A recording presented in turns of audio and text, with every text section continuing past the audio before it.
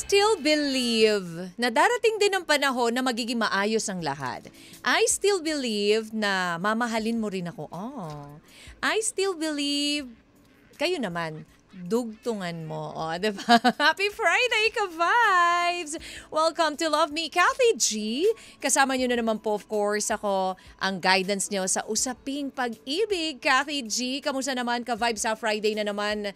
Nako ha, eto na naman syempre ang ating nilulook forward lagi. Itong Biyernes. Ayan ha. It's another Friday, ka-vibes. Another day na nakakaramdam tayo ng relaxation is coming dahil weekend na naman. Saan na naman ang largay natin? Yung iba, syempre, naku, lulubos-lubusin na ang natitirang weekend ha, para sa mga Junakis. Ayan, dahil in a week or two, balik eskwela na po tayo ulit ha. Kaya take advantage of the remaining weekends na ka-vibes na meron tayo. Ayan. At para sa may mga Junakis, ang saya talaga ng feeling kapag Friday, di ba? Iba yung feels, di ba? Kasi ang daming naglalaro sa isip natin na pwedeng magawa during the weekend. Pero sabi siguro ng mga magulang, sana all may break. Di ba? Oo, sana all nakakapagpahinga tuwing weekend. Aminin naman natin ang mga magulang, di ba? Talaga naman kahit weekend, wala silang pahinga. Mas lalo pa nga kapag weekend. Dahil syempre, sama-sama ang pamilya. Ang mga magulang kasi natin, ka-vibes, walang bakasyon yan sa pag-iintindi sa mga anak. For sure, alam ng mga magulang dyan ang sinasabi ko. Dahil for sure, as parents, never ending ang trabaho at pag-iintindi sa kapakanan ng ating mga anak. Di ba? Walang weekends, walang holidays. Lalo na kung ang mga anak ay maliliit pa, nag-aaral pa, naku talaga naman kailangan tutok, focus, 'di ba? Yung iba nga diyan mapagtapos na ang nakapagtapos na yung kanilang mga anak sa pag-aaral pero ang obligasyon nila tuloy pa rin. Yung iba naman dyan kahit may pamilya na umaasa pa rin ng tulong ng kanilang mga magulang yung mga sustento, mga pangangailangan ng mga apo, ay nay, tay, si ganito po, ang apo nyo po, ganyan, di ba?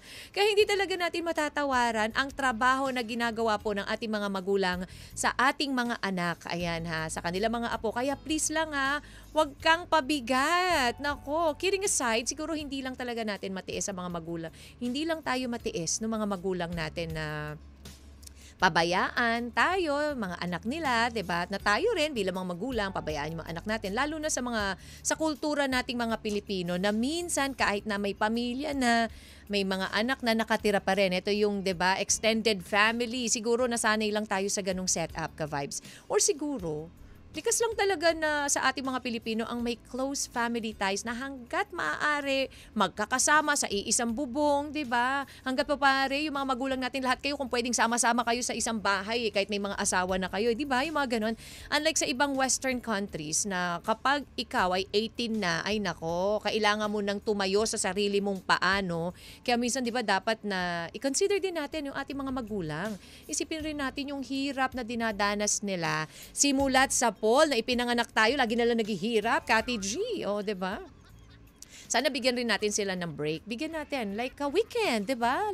Tayo naman ang kumilos pag weekend. Actually, dapat nga sa oras na nakapagtrabaho na tayo ay retired na rin sila sa obligasyones sa atin. Tayo naman, it's about time to pay back to our parents. Ka-vibes nako. Ano ba ang ating pinag-uusapan ngayon? Lalo na yung mga may pamilya, mga magulang na OFWs na ang liliit pa lang umaalis na ng bansa para ipagpatuloy, itaguyod ang mga anak. Nako.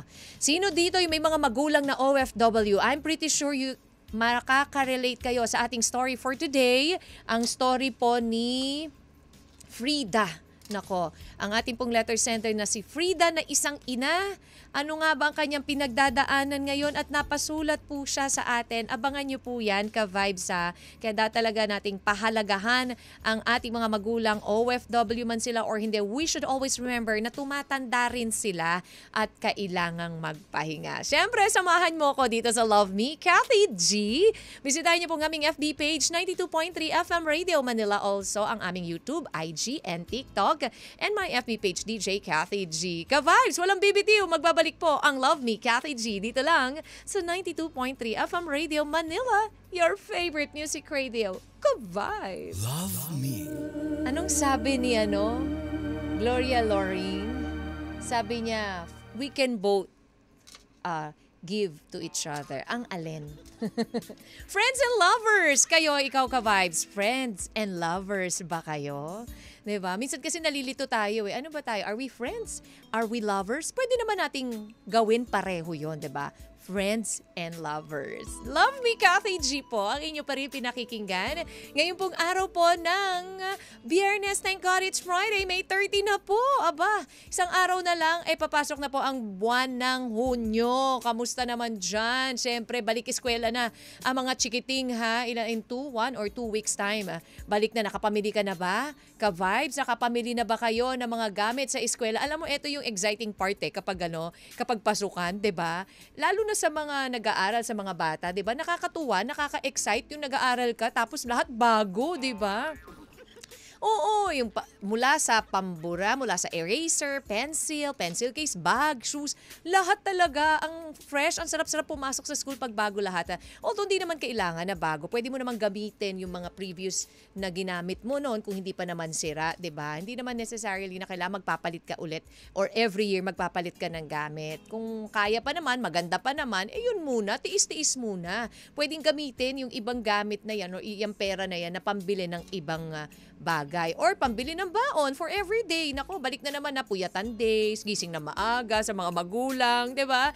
Ito yung sakripisyo talaga ng mga magulang eh. Yung paggising sa umaga, yung puyat ka na, galing ka sa trabaho, puyat ka, have to wake up early because kailangan po asikasuhin yung mga anak mo. Kailangan mo magluto ng pambaon, yung kanilang mga gamit, 'di ba? Ganyan eh. Yan ang role ng mga magulang na sana na-appreciate ng mga anak, 'di ba? Na-appreciate natin yung effort nila mula nung bata pa tayo hanggang sa pagtanda natin, nakaalalay sila sa atin. Katulad na lamang po ng ating letter sender for today, na si Frida, na hanggang ngayon ay nakaalalay pa rin sa kanyang mga anak. Paanong pag-alalay ba ang ginawa ni Frida? Ka-vibes ha? Ikaw ba, para sa ating Kathy G as, tama na? Tuloy pa? Pero hanggang kailan? Hanggang kailan ka magtitiis or hanggang kailan ka magsasakripisyo para sa mga mahal mo? Well, nako po, talaga namang napakaganda ng ating story for today. Ka-vibes, kaya naman tutok ka lang at samahan mo ko. Siyempre, tayo po'y napapakinggan din ha sa 102.3 Baguio. Kamusta po kayo dyan sa Baguio? Ayan, ang lamig sa gabi doon at umuulan-ulan. Oo, 'di ba? Ang daming mga bagong tourist spot. Siyempre, ganun din po. Dyan sa Jensan, how are you po dyan sa Jensan? 97.5 Jensan. Kamusta po kayo dyan? Ang lakas-lakas din po natin in some areas. Siyempre sa La Union. Mga ka-vibes po natin in La Union. Thank you sa pagtutok po at siyempre sa patuloy na pakikinig sa aming mga programa, lalo na sa Love Me, Kathy G. Kaya dyan ka lang, ka-vibes. Magbabalik po ako dito lang sa 92.3 FM Radio Manila, your favorite music radio, ka-vibes. Love Me. 92.3 FM Radio Manila, your favorite music radio, ka-vibes. I'll never break your heart. Yan ang gustong sabihin ng ating mga ina, ama, ang ating mga magulang sa atin. 'Di ba? I'll never break your heart. Dahil susuportahan kita hanggang sa pagtanda mo. Ganyan kaming magmahal sa iyo, 'di ba?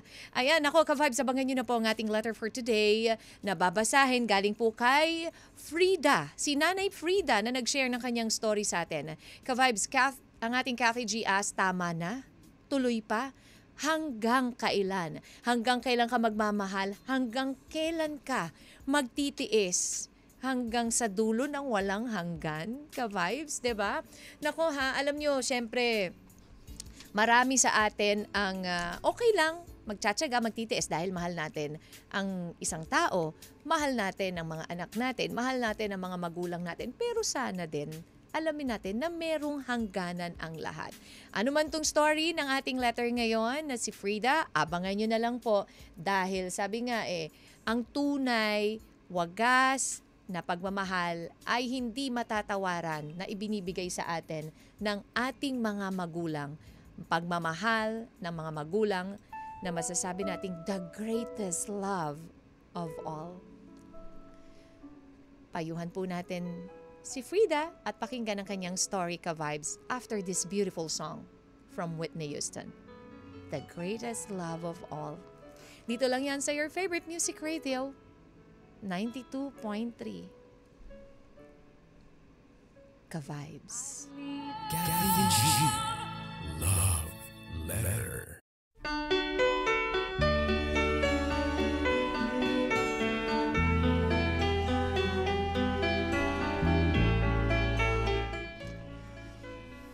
This love letter is from Frida.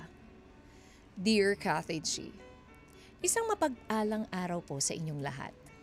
Habang isinusulat ko ang liham na ito mula sa malayong lugar, hindi ko maiwasang mapabuntong hininga. Ako'y isang ina na kahit may edad na patuloy pa rin nagsusumikap at nagtatrabaho sa ibang bansa, alang-alang sa aking pamilya. Kathy, sa bawat araw na lumilipas, tinatanong ko ang aking sarili hanggang kailan pa ba ako kailangang magsakripisyo? Hanggang kailan pa ba ang pagtitiis kong ito? Itago niyo na lamang po ako sa pangalang Frida mula Bacoor, Cavite. Kasalukuyang andito ako ngayon sa Middle East at nagtatrabaho. Gusto ko ring i-share sa inyo ang aking kwento, Kathy. Napanood ko kasi sa YouTube ang isang episode ng inyong programa. Natuwa ako nang mapanood ko ito, Kathy, dahil meron ng programa na naghahayag ng tunay na kwento ng buhay. Kathy, matagal na akong OFW. 21 years old pa lang ako ay nag-a-abroad na ako mula sa pagkadalaga hanggang sa mag-asawa at magkaanak ako. Ang pangingibang bansa ang hanap buhay ko. Kathy, ngayon 60 years old na ako at OFW pa rin. Nung una, nang medyo bata pa ako, na-enjoy ko ang pagtatrabaho. Dahil bukod sa ginagawa ko ito para sa sarili ko, ginagawa ko rin ito para sa pamilya ko. Alam naman natin na kapag working ka abroad, marami kang kamag-anak, dumadami rin ang mga kaibigan. Kathy, halos araw-araw din marami ang nagme-message sa akin. Yung iba nagpapabili ng pasalubong, pero madalas nangihingi sa akin ng tulong o nangungutang. In short, Kathy, marami akong natulungan dahil nga nagpabalik-balik ako abroad. Kapag umuwi ako, marami akong dalang pera at gaya ng ibang OFW, ilang buwang bakasyon lang ay ubus agad ang ilang taong pinag-iipunan. Dito sa Middle East, dito ko nakilala si June, ang aking naging asawa. Nabiyayaan kami ng 2 anak, si Cherry at si Glenn. Dahil lumalaki ang mga bata, Kathy, mahirap na iasa lang sa kamag-anak ang pag-aalaga sa aming mga anak. Kaya naman napilitan si June na umuwi ng Pilipinas para mag-alaga sa mga bata at ako ang kumakayod para sa pamilya. Napakahirap ng buhay ko dito sa ibang bansa, Kathy. Bukod sa iba ang kanilang kultura, strikto at pinagbabawalan ako ng mga amo ko na lumabas kahit na day off ko pa. Pero okay lang, Kathy. Tinitiis ko na lang dahil kapag ipinilit ko pa ang gusto ko ay baka tanggalin lang ako sa trabaho at pauwiin sa Pilipinas.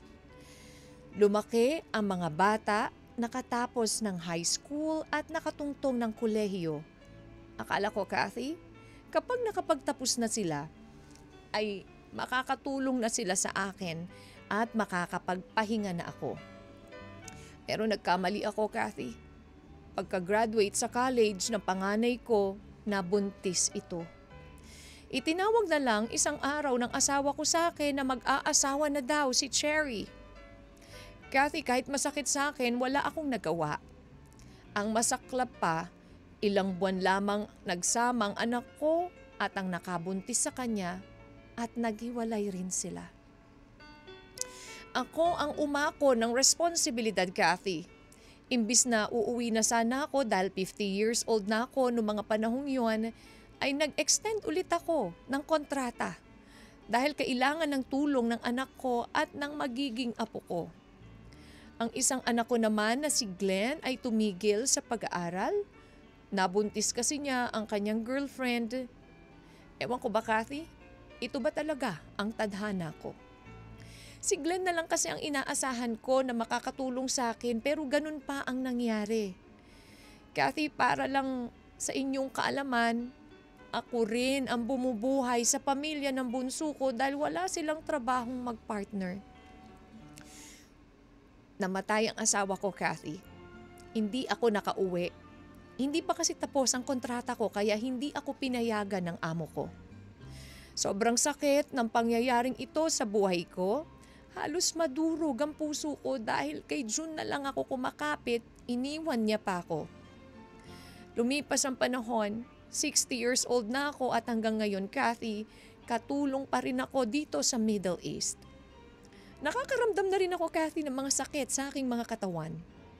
Hindi na rin ako kasing lakas gaya nung mga panahong bata pa ako. Minsan nga, iniisip ko na lang, mawala na lang. Pero paano pag nawala ako sa mundo? Paano ang mga anak ko? At ang mga apo ko na kapag tumatawag ako ng Pilipinas, laging nagbibilin ng pasalubong. Napapatanong na rin ako, Kathy, hanggang kailan ko ba gagawin ito? Naiisip kaya ng mga anak ko na nahihirapan at napapagod na rin ang kanilang ina? Kathy, pero eto pa rin ako at patuloy na lumalaban. Hanggang dito na lamang, Kathy. At maraming salamat sa pagbasa ng aking liham. Para sa aking mga anak, andito pa rin ang inyong ina. God bless you all. Lubos na nagmamahal. Frida. You are my song, mga anak ko. 'Di ba? Kahit na gusto ko nang kumawala, humiwalay, mawala sa mundo, still, mga anak ko pa rin, you are my song. Naku po, Nanay Frida, ha? Oo, may obligasyon. May obligasyon kayo bilang magulang na itaguyod ang inyong mga anak. Pero yung napagtapos na lahat-lahat, andyan pa rin kayo, sa inyo pa rin aasa. Ibang klase naman na po yun, di ba? Nagpamilya na sila lahat-lahat eh. Ang swerte naman nila, napakaswerte, di ba? Ng mga anak nyo.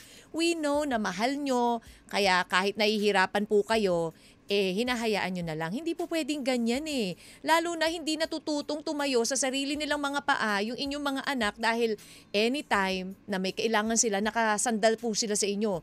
Nandyan sila sa inyo, 'di ba? Naku naman, 'di ba? Pero ito namang mga anak nyo, hindi man lang nakikita yung paghihirap eh. Yun yung mga nakakainis eh, di ba? Hindi man lang makita yung paghihirap nung kanilang magulang, yung kanilang ina. Nahihirapan na supposedly ngayon, sa mga panahon ngayon, nagpapahinga na, di ba? Nakaka-high blood eh, di ba? Pero hindi, ano nangyari? Imbis na makatulong, ayun, nagpabuntis. Imbis na makatulong, ayun, nag-asawa. Nakaka-imbier na, imbiernes, di ba? Di ba? Pero well, nakaka-high blood man.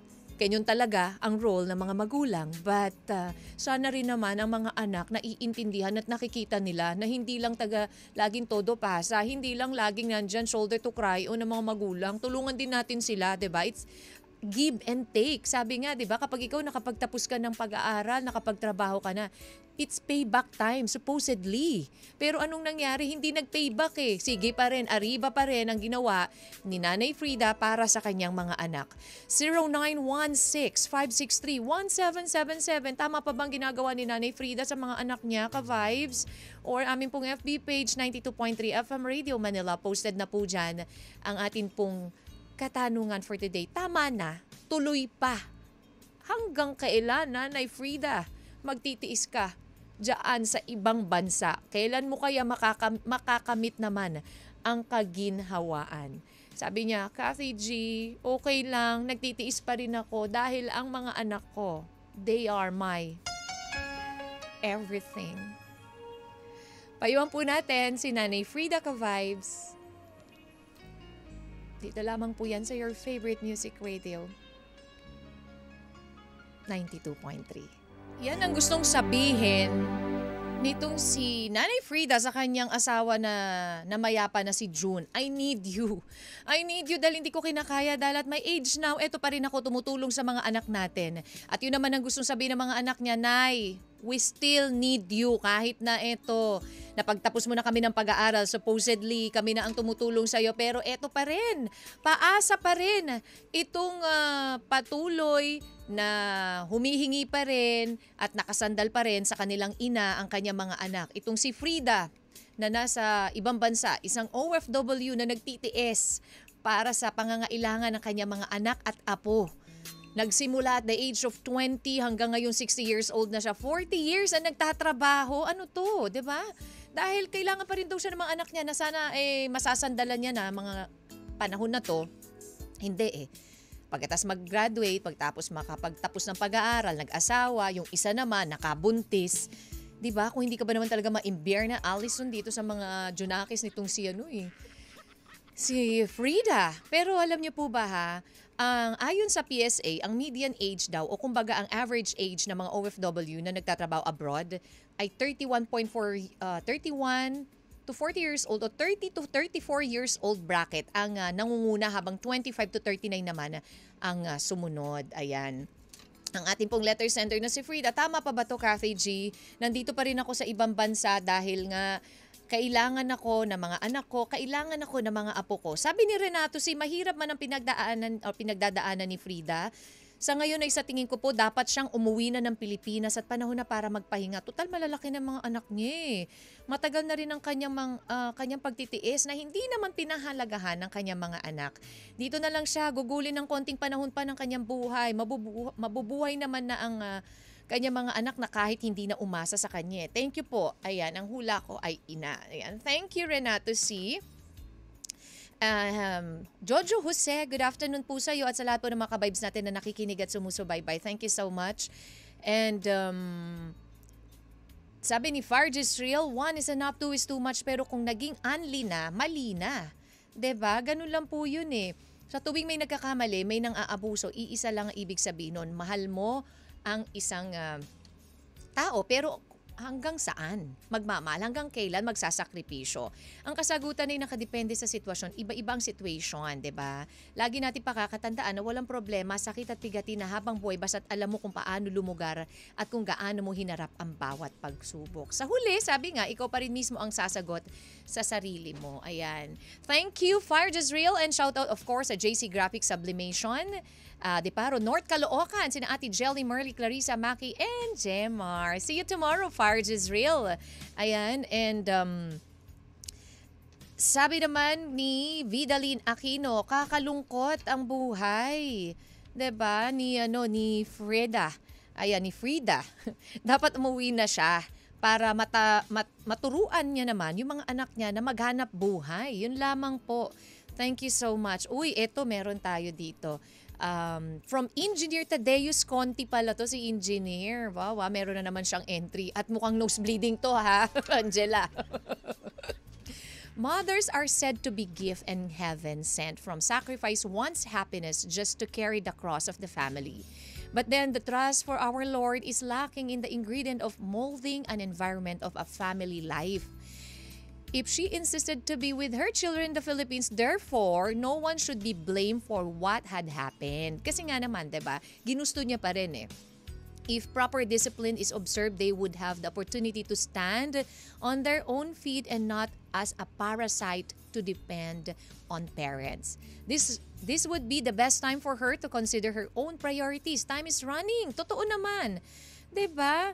Kailangan take care of yourself or no one else could take care of you if need arises. Ayan, you have been the best mom for the family and that is enough. Mission accomplished, Ma'am Frida. Ayan, nakakayak naman yung message nyo po. Sabi ni Engineer Tadeus Conti, thank you so much po for the nosebleeding comment. Ay, hindi, Diyos. Thank you so much po. Ayan, very well said po. Totoo naman, mission accomplished po para kay Ma'am Frida.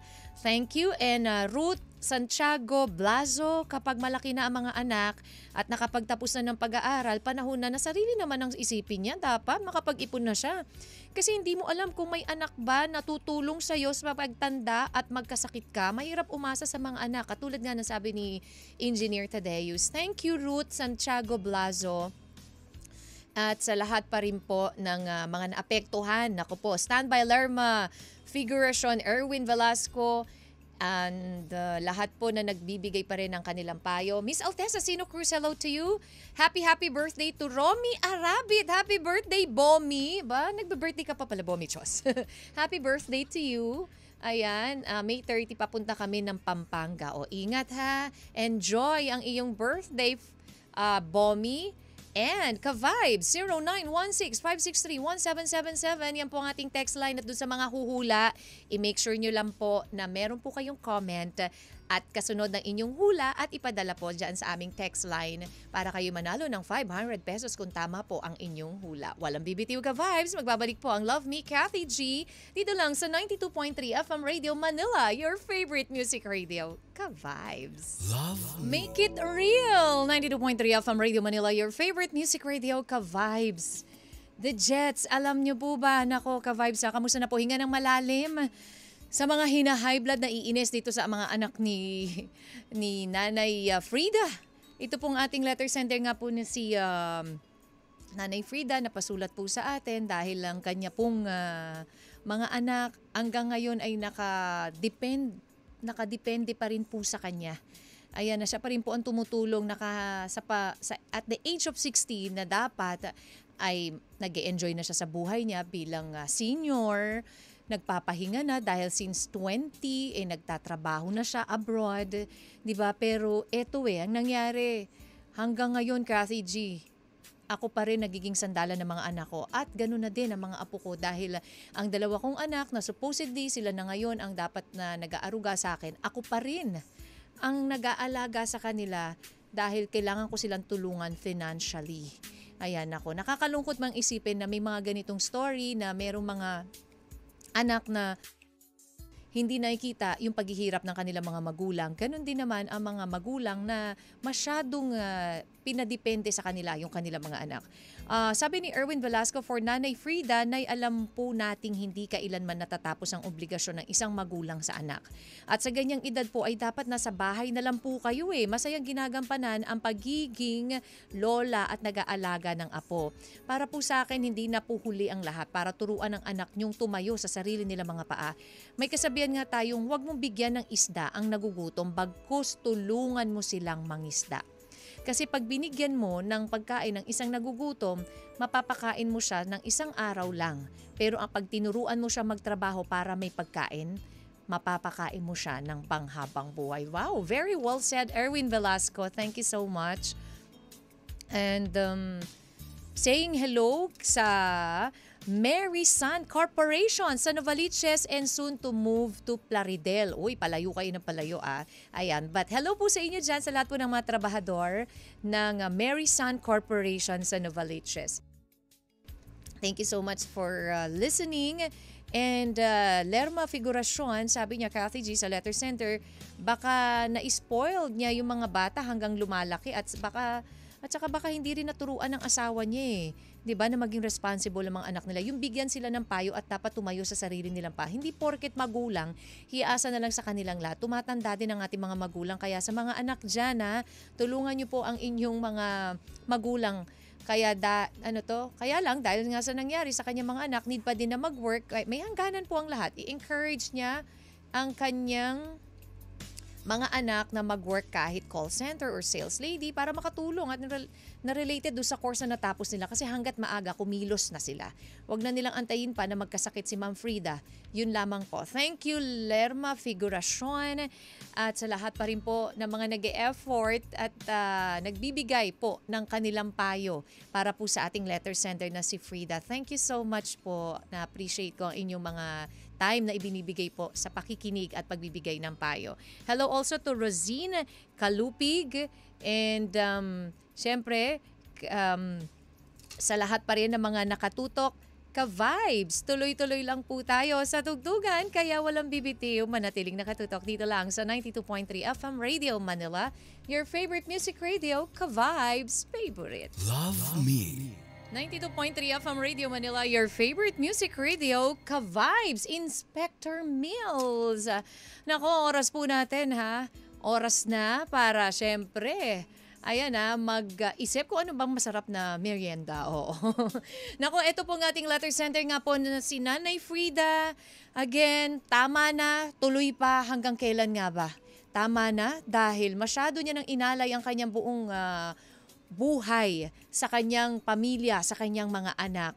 Tuloy pa dahil hanggang ngayon nagpapatuloy pa rin siya nagpapakahirap, nagpapatuloy pa rin siyang nangangarap para sa kanyang mga anak kahit napagtapos niya na ito ng pag-aaral, kahit hindi nakita yung kanyang effort na ginawa, tuloy pa rin. At hanggang kailan? Yan po ang katanungan niya. Katanungan din po namin sa inyo yan, Nanay Frida, hanggang kailan ka magtitiis? Hanggang kailan mo kakayanin ang paghihirap na yan na hindi pa rin nakikita ng iyong mga anak, ano? That sad part dun sa inyo pong story na after all the efforts, yung mga anak mo na parang nabaliwala lang dahil imbis na makatulong sa'yo, imbis na sasabihin nila, Ma, uwi ka na. Ma, ikaw naman ang kailangan naming tulungan. Ma, ikaw naman ang bibigyan namin ng halaga. Hindi ganun na nangyari. Still, patuloy niya binibigyan ng atensyon at pagpapahalaga ang kanyang mga anak. Maraming salamat po sa lahat po ng mga nag-effort, nagbigay po ng payo sa atin pong letter sender na si Frida.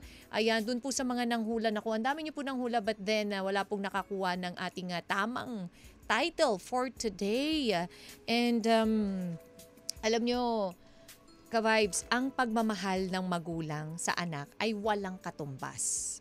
Dahil lahat gagawin nila, mabigyan lang ng magandang buhay ang mga ito. Pero bilang mga anak, dapat matuto rin tayong suklian ang sakripisyo ng ito ng ating mga magulang. 'Di ba? Ang hirap lang ng sitwasyon nyo, Nanay Frida, na dapat sa mga panahon na ito, nag-e-enjoy na kayo sa buhay. At the age of 20, diba, nagsasakripisyo na kayo. It's about time na bigyan nyo na rin po ng worth ang sarili nyo. Oo, ina kayo, pero tao rin po kayo na may karamdaman, na may karapatang sumaya. Diba?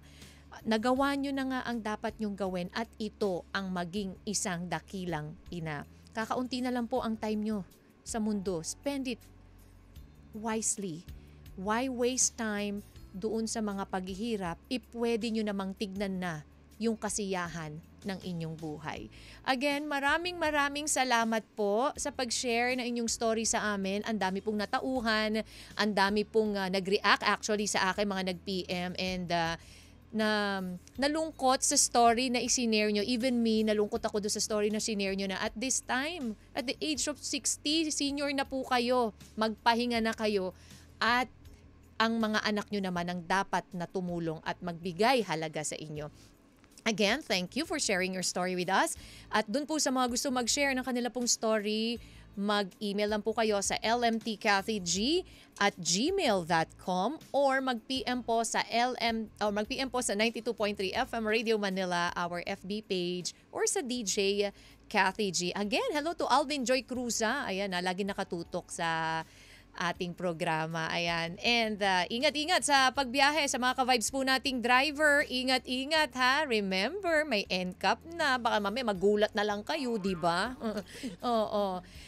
Hi, happy Friday everyone, and thank you for keeping me company. Hanggang sa Lunes, magkarinigan po ulit tayo dito sa Love Me Kathy G. And of course, bukas. Kaya nga, eto dito ka na. Meron na tayong Ka-Vibes Fun Day. Yes, bukas na po yan ha. Magkita-kits po tayo sa UP Sunken Garden. Alas 3 po ng hapon. Wala po kayong dapat gawin kundi dalhin ang inyong sarili doon. Yes, magdala na rin ang barkada. Correct. Diba? Buong Family. barangay, dalhin nyo na po doon. It's a free registration. Correct. Libre ang Zumba, umaapaw na pa-premyo. Siguradong uuwi kang may dala, hindi ka uwing luhaan. Totoo, lahat po. Correct, may bonus party pa. So ano pa? At syempre, kita-kits tayo doon, ka-vibes ha. Mga kasama nyo po kami doon. Kaya naman, wag nyong kakalimutan again tomorrow. It's a date.